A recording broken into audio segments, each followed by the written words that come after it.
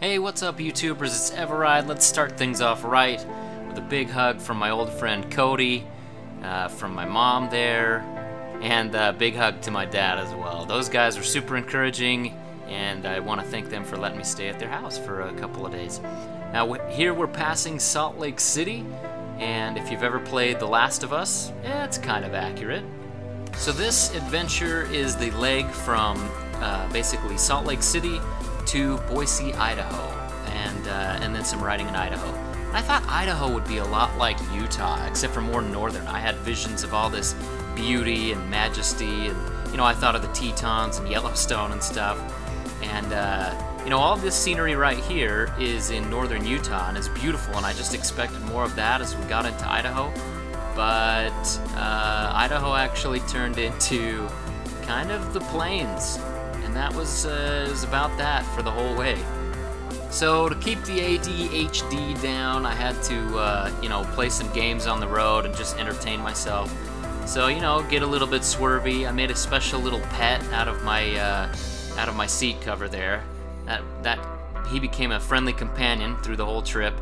They were playing rock, paper, scissors. And I say we because I'm apparently two people, but you know, the bird thing, rock, paper, scissors again. The right hand always won. And here's some dancing, you know, you're listening to some techno music on the Sena, and you gotta do some crazy dance moves. Oh, and then somebody gets upset, and yeah, I'm just weird. I had to occupy my mind. There's shooting cars. That's a good pastime. Not really a good pastime, but you know, it keeps your brain occupied. And counting center lines, which got old really, really fast, but you know, past the time. And then you can also pretend that there's somebody running along your motorcycle and jumping on things, but there's nothing to jump on in Idaho. And you can always pass the super stinky smog trucks that go by. All right, Mr. Goat Cabeza, I hope you can see that. We've got 4,999 miles, and looks like I'm gonna tick Miss Serena here, a fine KLR 650, over to 5,000 miles. I wish you were here to do it, man. That would be so awesome. But as it stands, I'm in the barren wastelands of Idaho. I didn't know Idaho would be so flat. I thought it would be like Utah. It is like Utah, except for flat. But here it comes. As we pass this truck, it's going to tick over to 5,000. This is a biggie for any bike, but I'm just sad Goat Cabeza is not here to do it. But my most massive thanks to him as that rolls over to let me do this, and just for being such an amazing friend.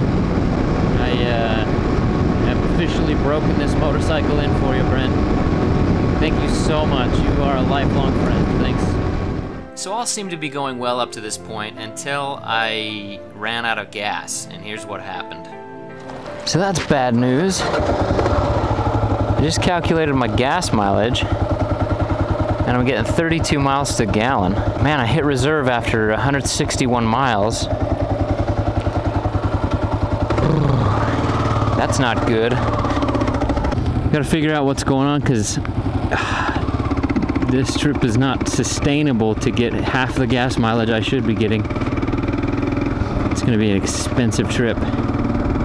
I called Damon. He said it might be the air filter. So I will definitely be checking out the air filter and just keeping my fingers crossed that that's what it is. If that's not the case, then it might just be to Victoria and back. Now truthfully, riding through Idaho with all the problems I had later on, and I'll talk about them, that was a very tempting option. Alright guys, I'm getting pretty discouraged. Wind in Idaho is amazing. This is a town called Mountain Home. And that's kind of deceiving because there's no mountains. There's some hills.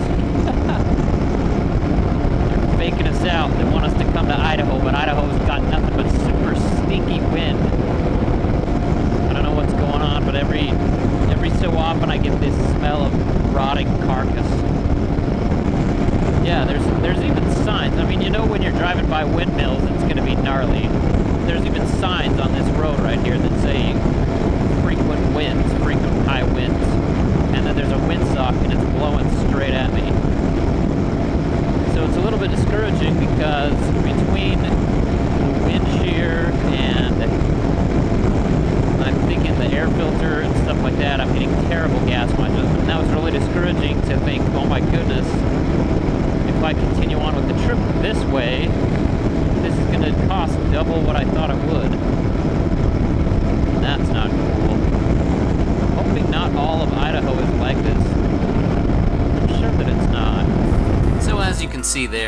Idaho did have pretty bits, and it got pretty later on, but here's this. Oh, this is so frustrating. It's never ending. And I swear there's like a crap truck convention going on or something. 'Cause I keep getting passed by crap trucks they seriously stink so freaking bad. And the wind shear's so bad, I am totally maxed out on my throttle right now, and I can go 70. And so the crap truck's gonna pass me again and just be over soon. This is about what you see in Idaho the whole way on 84. So at this point, I finally got into Boise, and Boise just cropped up out of nowhere. And Boise's a nice city, but on the way there, and everybody in Idaho knows it too, but I-84 is just painful. So I'm sorry for all the whining, but I was cold and I was tired and I was hungry, but I just didn't want to stop. I just wanted to get to the ride captain's house. So pardon the whining, but that is part of mile crunching on an adventure. Now, I've been asked before, is it worth it to crunch miles in order to like ride some really amazing trails and dirt and stay a little longer in Utah, or to get to a place where you want to ride a little sooner? And I would say definitely, because you know, those road miles, those miles on pavement, they're not going to be glamorous no matter what you do. So just crunch through them and enjoy what you can when you can, because the trails is what you want anyway. All right, we're coming into Wilder, Idaho, which is where Brian, my ride captain for Idaho, the Boise area, lives. Man, I was kind of done with Idaho when I got into Boise, but Boise seems like a nice place. Kind of reminds me of Salt Lake City. But Wilder, I thought, oh yeah, it's a suburb of Boise. No, it's way out here. It's getting cold too. And all I have is my Ben Brawley t-shirt on and my mesh armor. Really pretty out here, actually. But man, I am really surprised that Idaho is so flat. And I'm kind of looking around wondering where we'll actually ride, you know, for the group ride. So it's all surprises. This is all foreign to me, you know. What a unique place Idaho is. I expected totally different. Mucho gracias to my buddy Brian, who volunteered to be the ride captain. I'll pull over here and look up his specific address. So at that point, I know it sounds like I was really cheery and stuff, but I was in full-on rage mode. But that ended very quickly. I called up Brian. He was so extremely nice, and then I met his family, and man, talk about the nicest people in the world. Just super great people. There I am giving him a big hug, and you know, all of my fears were kind of alleviated at that point, and it was just like we'd known each other for so long, and it all works out that way, funny enough. So ladies and gentle tubers, this is my new friend Brian. Just met him. He's my ride captain here in near Boise, Idaho. Actually, we're not really near Boise anymore. We're a little ways out. Beautiful little town called Homedale. I had a bad impression of Idaho coming in on I-84, but hanging out in Homedale, I kind of want to move here. It's just this pleasant little town. Brian put me up for the night and fed me some of the best pizza that I've ever had in my life. Garbanzo's pizza, yeah. But now we're going on the ride. We're a little bit late. But our service project ran just slightly, well, yeah, just slightly over. But we got it mostly done, yeah. So we're good. Anyway, we'll get back to you when we're on the dirt. So we've got some scenic footage here going on. I wanted to answer some of the questions that were posted on the Facebook page. One of the questions was, how did you deal with the anxiety of the trip? When did that finally kind of melt away? And the first part of the trip, I didn't actually have much anxiety right after I got on the road. It was a pretty comfortable drive. I'd done it tons and tons of times from St. George to Provo, Utah. And so the real anxiety actually started on the day that I left Salt Lake City. And that was when things got really real. That was when I was going to meet people that I've never met before. That was when I was going into totally uncharted territory for me. It might as well have been a different country. And, you know, that anxiety was really amplified by how cold it was getting in Idaho, by the scenery. I was second-guessing myself. The bike wasn't working as it should. And things started to get a little bit real for me then. But it really did all fade away as soon as I met Brian and his family. His wife Kim is so awesome. And you know, we did a little service project, and I'm not going to go into details about the service projects that we did. That, you know, I figure those are my opportunity for something, and nobody needs to toot any horns. So anyway, that's kind of when the anxiety was gone, and I was far enough away that it was like, hey, there's kind of no turning back. I've got to deal with the motorcycle.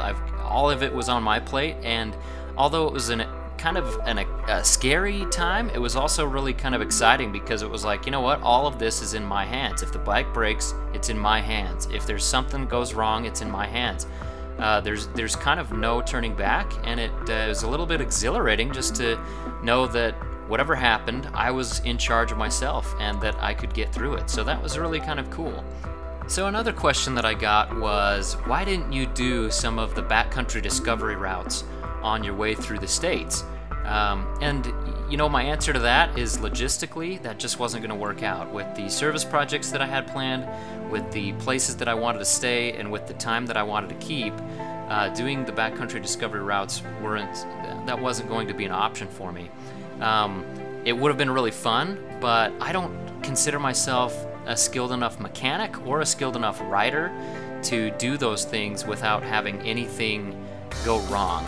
So the discovery routes, I left those kind of off the table from the beginning, just kind of thinking, okay, this is going to be about going. I'm going to have to crunch some miles, but then I'll get to go and ride the most beautiful trails that people can show me in all these different states.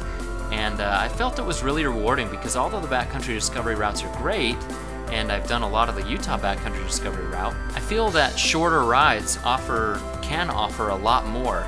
And so this trip was kind of based around highlight rides. I wanted people to show me the very best rides in their locations. And I tell you what, they did not disappoint. This is the ride a little bit south of Wilder in Homedale, Idaho.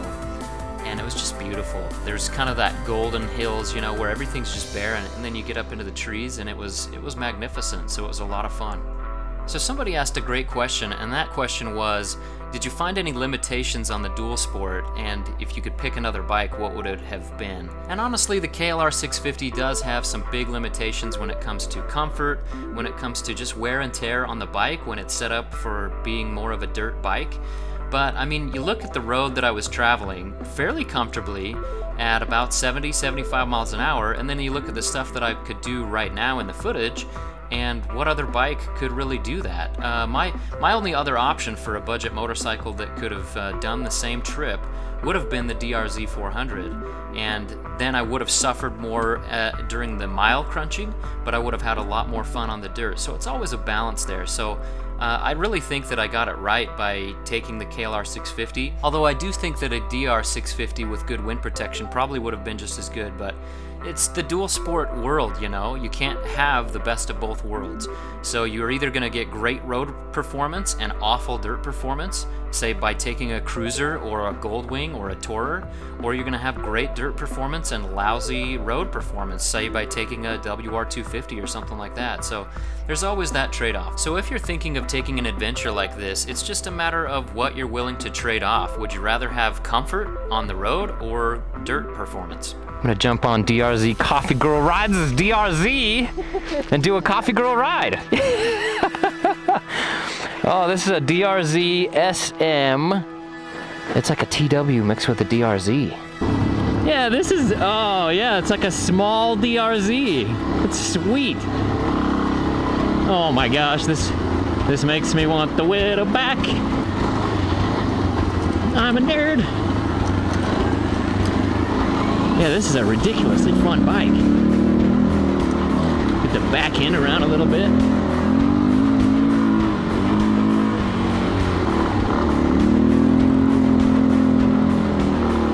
Hoop. You know, that's not a bad option at all for ladies. Ladies who want a bike that's a little lower and street friendly and got some power.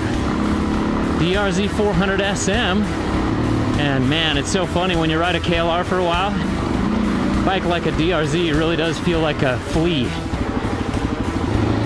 Well, thank you very much, Juanita, for letting me ride your super awesome DRZ 400.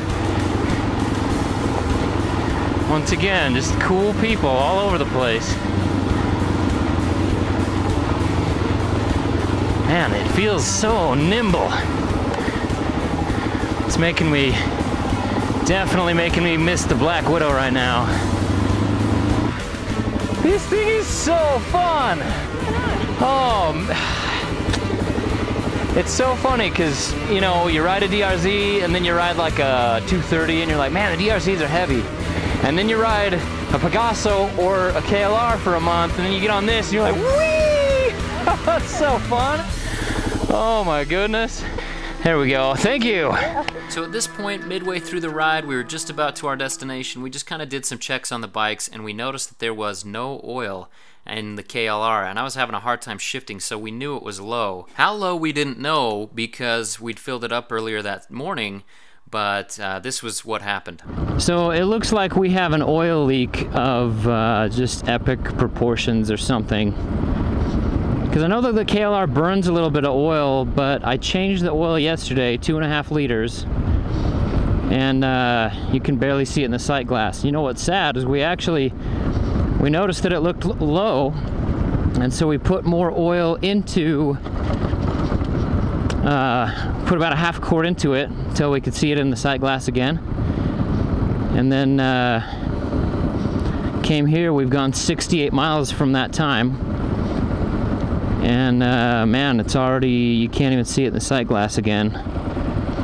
So we are kind of in emergency mode with the oil on this bike, which is really sad out of the factory, you know. It's 2013, just over 5,000 miles. And man, burning that much oil, that's serious problems. Also the rear tire, the Dunlop D606, it's looking pretty shredded. It's definitely a bit of a concern. That's hard to keep going on the trip when your bike has problems, that's for sure. Especially when you know that every 200, 250 miles you got to put in another couple quarts of oil and you're only getting 25 miles a gallon. That really makes things expensive. Dang it! So yeah, not to force drama or make it seem dramatic, but really I wasn't in the mood to spend twice as much on this trip, so I was about to call it quits if we couldn't figure it out. Checking out the general store here, the Murphy General Store, where hopefully we can find some Murphy General Oil. Those Murphy stores are everywhere. Yeah, these Murphy stores, they're giving Walmart a run for their money.